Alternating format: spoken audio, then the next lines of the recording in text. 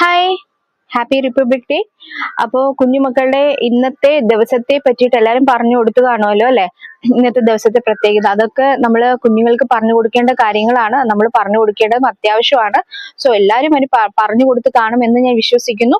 അപ്പോൾ നമുക്ക് ഇന്നത്തെ ടോപ്പിക് എന്ന് പറയുന്നത് നമ്മളിപ്പോൾ പല രീതിയിലുള്ള ആഡ്സും ഇൻസ്റ്റഗ്രാമിലായിരുന്നാലും ശരി, പല രീതിയിലുള്ള അഡ്വർടൈസ്മെൻറ്റ് നമ്മൾ കാണുന്നുണ്ട് അല്ലേ?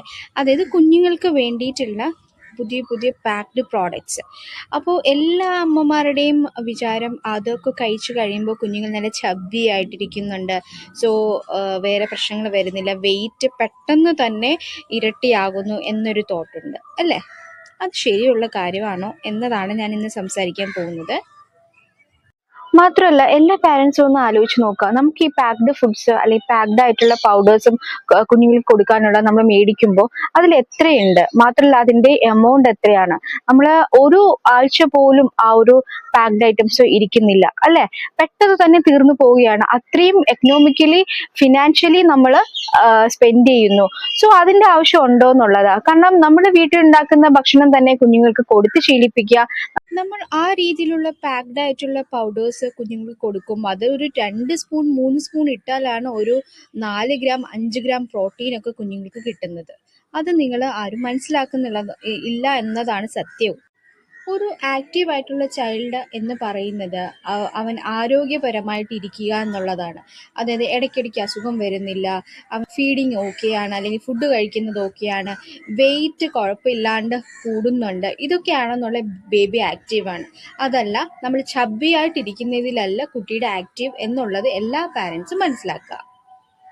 നമ്മൾ വേറെ ഒന്നും കുഞ്ഞുങ്ങൾക്ക് ചെയ്യേണ്ടതായിട്ടില്ല. നമ്മുടെ യൂഷ്വൽ കേരള ഡയറ്റ് നമ്മൾ ഫോളോ ചെയ്താൽ മാത്രമേ മതിയാവും. വീട്ടിലുണ്ടാക്കുന്ന ഫുഡ്സ് തന്നെ കുഞ്ഞുങ്ങൾക്ക് കൊടുക്കാനായിട്ട് ശ്രദ്ധിക്കുക. മാത്രമല്ല കുഞ്ഞുങ്ങൾക്ക് ഫുഡ് കൊടുക്കുമ്പോൾ നമ്മൾ അറ്റ് എ ടൈം കുഞ്ഞുങ്ങൾക്ക് കൊടുത്താൽ കഴിക്കാൻ മടി കാണിക്കും. നമ്മൾ ഫ്രീക്വൻ്റ് ആയിട്ട് ഒരു ഗ്യാപ്പ് ഇട്ട് കുഞ്ഞുങ്ങൾക്ക് കൊടുക്കാനായിട്ട് ശ്രദ്ധിക്കുക. ഈ കുഞ്ഞുങ്ങൾക്ക് കൊടുക്കുന്ന ഫുഡിൽ വേണ്ട രീതിയിലുള്ള പ്രോട്ടീനും വൈറ്റമിൻസും കാൽഷ്യവും എല്ലാം ഉണ്ടോ എന്നുകൂടി നമ്മൾ പാരൻസ് മനസ്സിലാക്കേണ്ടതും അത്യാവശ്യമാണ്.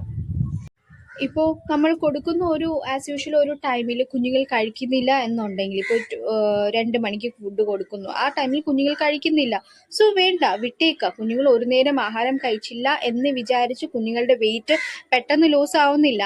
അവർ വിശക്കുന്ന സമയത്ത്, ഇപ്പോൾ 2 മണിക്ക് കുഞ്ഞുങ്ങൾ കഴിക്കുന്നില്ല എന്നുണ്ടെങ്കിൽ ഒരു 4 മണിയോ 5 മണിയോ ആവുന്ന സമയത്ത് കുഞ്ഞുങ്ങൾക്ക് വിശക്കും. ആ സമയം കുഞ്ഞുങ്ങൾ കൃത്യമായിട്ട് ഫുഡ് കഴിക്കുകയും ചെയ്യും. പിന്നെ പ്രത്യേകം ഒരു കാര്യം ശ്രദ്ധിക്കുക, കഴിച്ചില്ല എന്ന് വിചാരിച്ച് നമ്മൾ ബേക്ക്ഡ് ഐറ്റംസ്, ചിപ്സ് പോലത്തെ ഐറ്റംസ്, ബിസ്ക്കറ്റ്സ്, ചോക്ലേറ്റ്സ് എന്തെങ്കിലും കഴിച്ചോട്ടെ എന്ന രീതിയിൽ നമ്മൾ ഈ ഫുഡുകളൊന്നും കൊടുക്കരുത്. എന്നാൽ പിന്നെ കുഞ്ഞുങ്ങളുടെ ടേസ്റ്റ് അത് മാത്രമായിരിക്കും. വേറെ ഒരു ഫുഡും, നമ്മൾ വീട്ടിലുണ്ടാക്കുന്ന ഒരു ഫുഡും കുഞ്ഞുങ്ങൾ കഴിച്ചു എന്ന് വരില്ല. അത് എല്ലാ അമ്മമാരും പ്രത്യേകമായിട്ട് ശ്രദ്ധിക്കുക.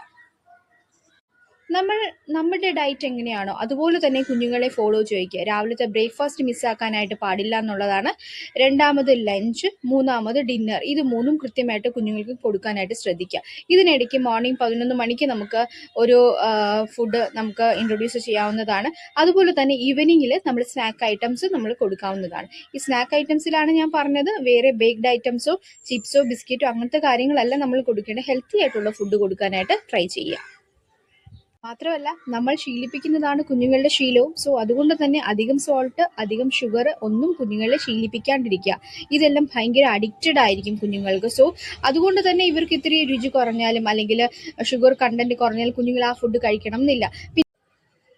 നമുക്ക് കുഞ്ഞുങ്ങൾക്കൊരു എക്സ്ട്രാ ഗ്രോത്ത് അല്ല വേണ്ടത്, അവർ ഹെൽത്തി ആയിട്ടിരിക്കുക എന്നുള്ളതാണ് വേണ്ടത്. അത് നമ്മളെല്ലാ പാരൻസും മനസ്സിലാക്കേണ്ടതാണ്. ഓക്കെ.